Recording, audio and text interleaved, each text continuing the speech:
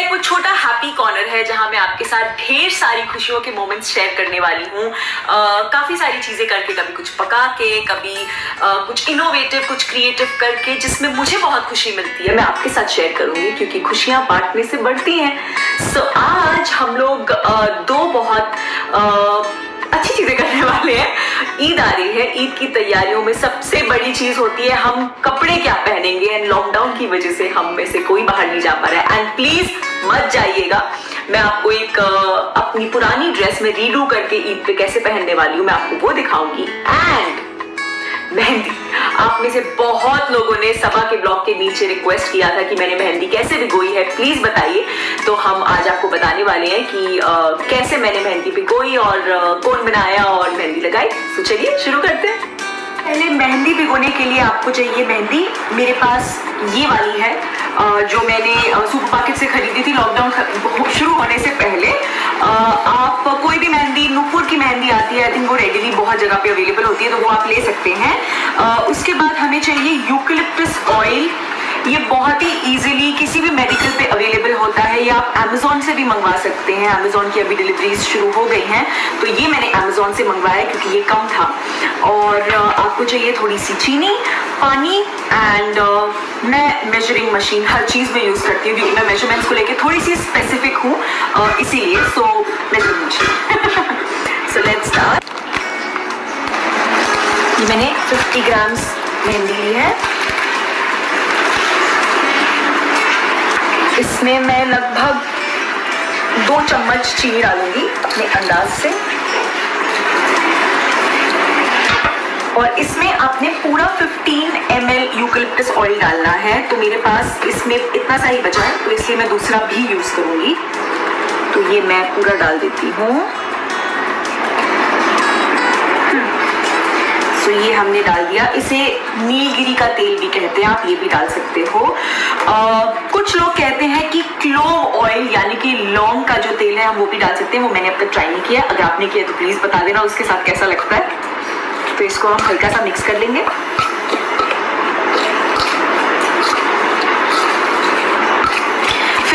ml का मतलब होता है 1 टेबल स्पून। तो अगर आपके पास मेजरिंग कप्स है और आप वो यूज करते हो मेजरिंग स्पून, तो एक जो बड़ा टेबल स्पून है वो भर के भी आप डाल सकते हैं। अब मैं इसमें थोड़ा थोड़ा करके पानी डालूंगी, ज्यादा नहीं, कि हमें बहुत पतला नहीं चाहिए।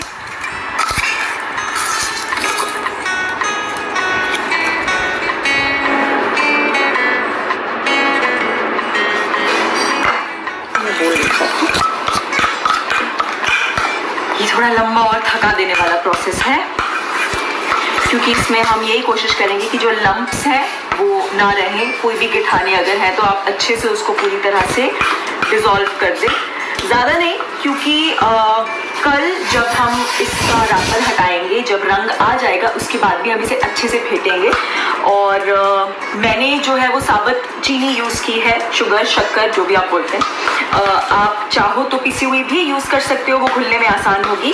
तो इससे ये जो ग्रैन्यूल्स इस वक्त दिख रहे हैं वो शुगर के हैं जो डिज़ोल्व हो जाएंगे, तो नथिंग टू वरी।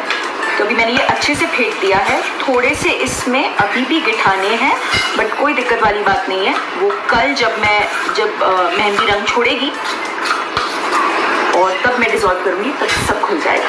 तो ये अच्छे से, मुझे मेहंदी की स्मेल बहुत अच्छी लगती है और मैं बहुत ऐसी लड़कियों को भी जानती हूँ, मेरी को एक्टर्स बहुत सारी थी जिनको मेहंदी की स्मेल बिल्कुल पसंद नहीं है, लेकिन मुझे बहुत पसंद है। तो आप बताइए आपको पसंद है या नहीं।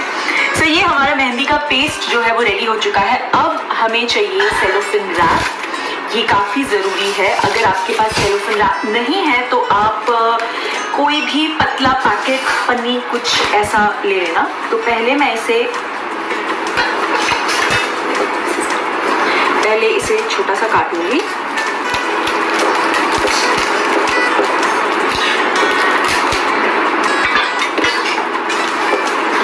और ये आपको इस तरह से रखना है कि ये मेहंदी और बोल को पूरा टच करे। ऐसे हल्के हल्के हाथ से डैप करना है, तो ये इस पे भी चिपक जाएगा, बोल पे भी, और मेहंदी को भी टच करेगा। ये मैंने कर दिया। अभी एक बहुत अनोखा तरीका है जो मैंने भी सीखा है इंटरनेट से ही।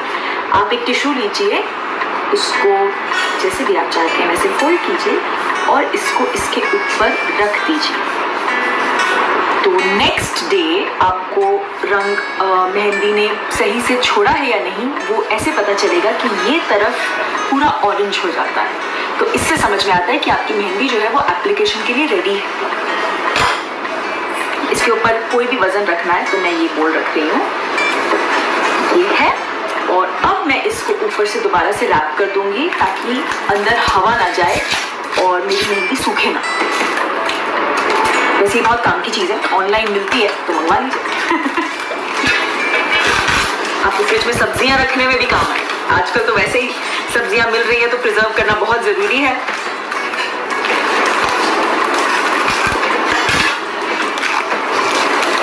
ये मैंने अच्छे से इसको एयर टाइट कर दिया।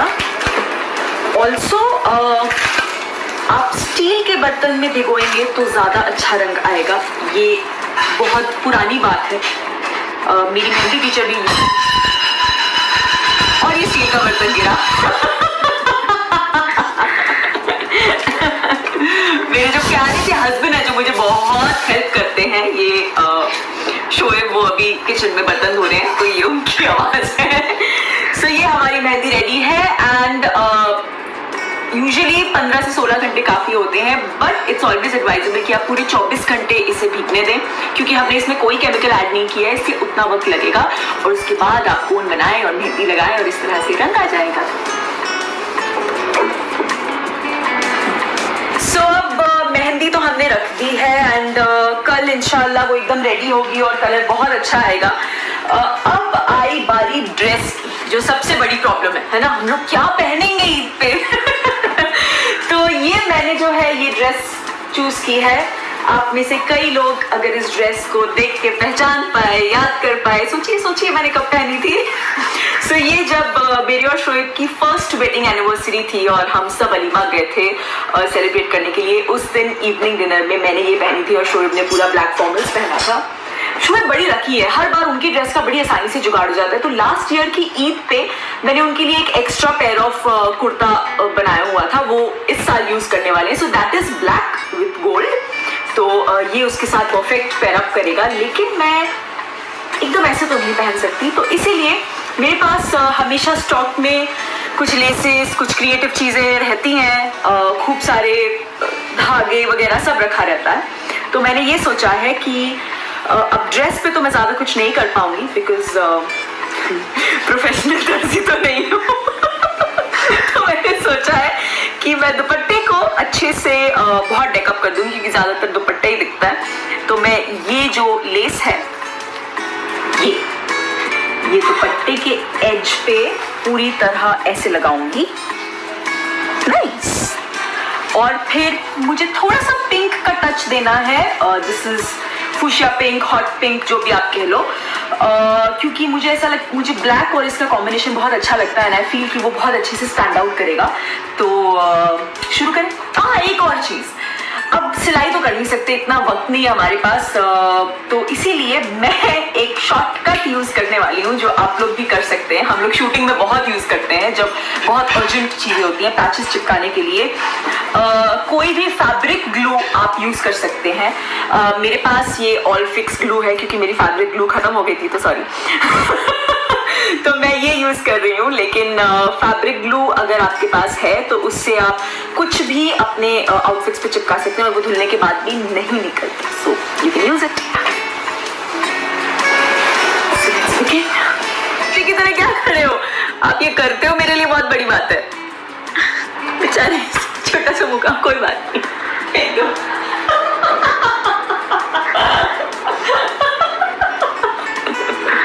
क्यूट है ना?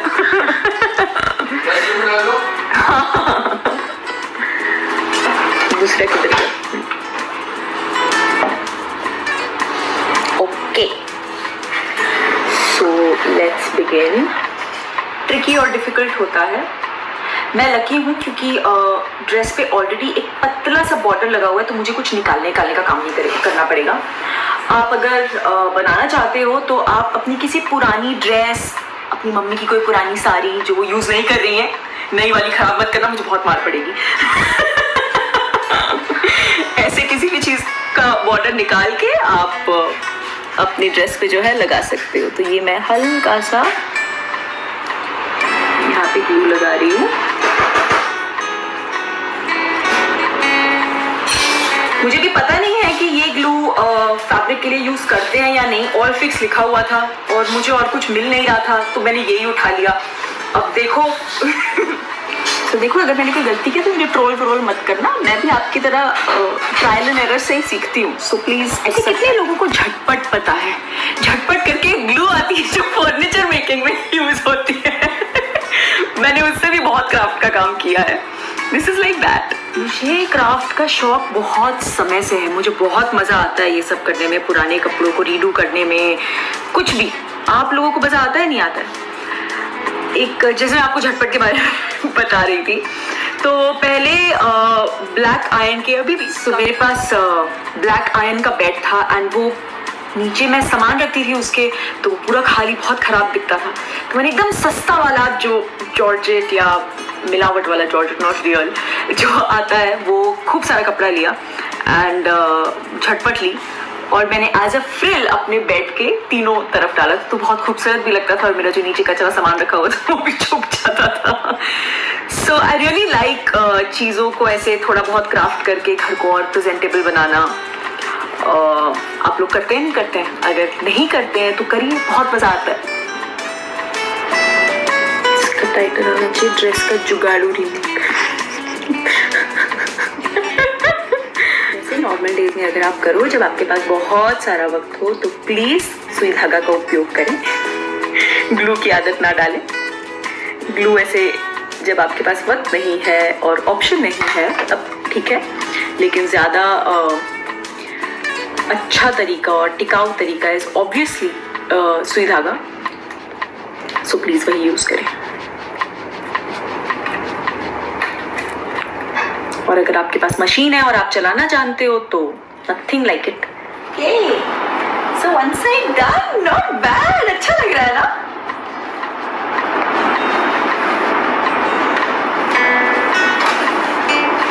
सो मेरा बॉर्डर तो लग गया है और मेरी ऑल फिक्स गम ने काफ़ी ठीक ठाक काम किया है।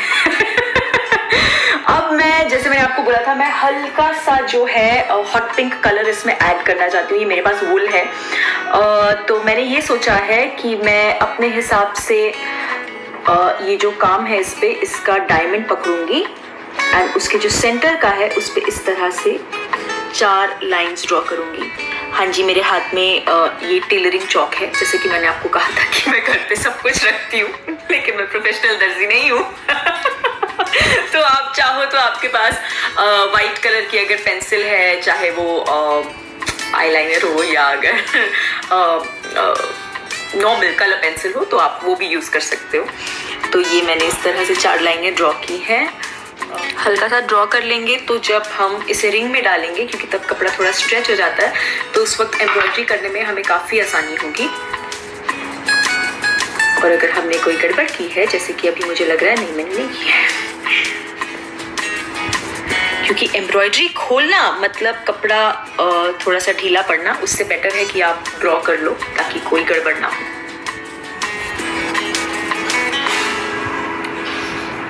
ऑल्सो मेरे मम्मी पापा घर पे बहुत क्रिएटिव रहे, इवन पापा फॉर दैट मैटर। मेरे पापा बहुत अच्छी क्रॉस स्टिच किया करते थे और वो उसके बेडशीट्स वगैरह भी बनाते थे, उनको बहुत शौक था।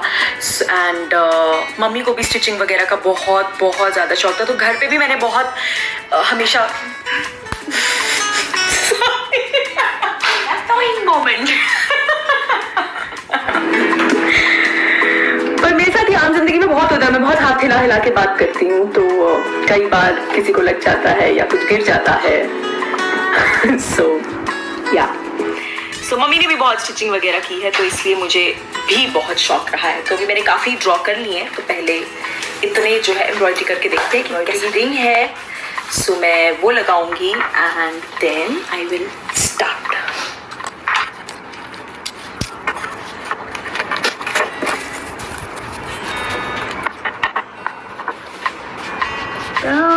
पतली वाली है। यहाँ गड़बड़ ना हो जाए, पता चला सुई नहीं है।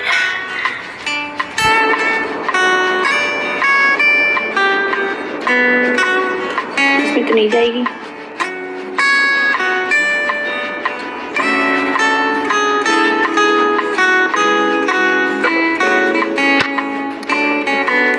ये पहला है तो ये थोड़ा टेढ़ा मेढ़ा बना है, पर मुझे हमेशा ऐसा लगता है कि, और मैं हमेशा ये बिलीव करती हूँ कि जब आप कुछ भी ऐसी चीज स्टार्ट करो चाहे वो पहला पकौड़ा तलना है क्यों ना हो पहला जो है वो हमेशा थोड़ा गड़बड़ा होता है।